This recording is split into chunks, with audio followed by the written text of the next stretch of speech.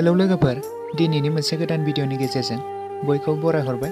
आसा खालामो आंनि बे भिडिअखौ जागायनायनिफ्राय लानानै जोबजासे नायलांगोन। लोगोफोर, बर' सावथुन नायनानै मोजां मोनग्राफोरनिसिम मोनसे गोजोनथाव खौरां।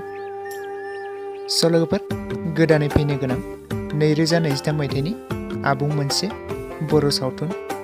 बे सावथुननि टाइटेलनि मुङानो जादों थैस' थांस'।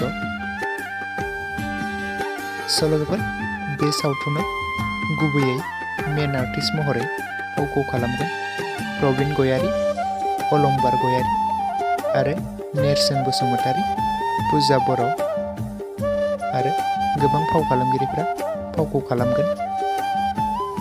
आरो बे सावथुननि स्ट'री स्क्रिप्ट, प्रबिन गयारी, डिअपि आरो पस्ट प्रडाक्शन हिर'। लोगोफोर, जाय बिथांमोना बे फैनो गोनां सावथुनखौ नायनो थाखाय एक्साइटेड जानानै दं, बयबो नेनानै थाथ'लायदो। आरो बे सावथुननि अफिसियेल ट्रेलार भिडिअखौ नायाखैब्ला सोरबाफोर नायहैनो हागोन लोगोफोर। सोमखोर अफिसियेल चेनेलाव थांनानै नायहैनो हागोन। आरो बे सावथुननि जेब्ला फुल भिडिअखौ रिलिज खालामो अब्ला आं बेनि सायाव आपडेट लानानै फैगोन लोगोफोर।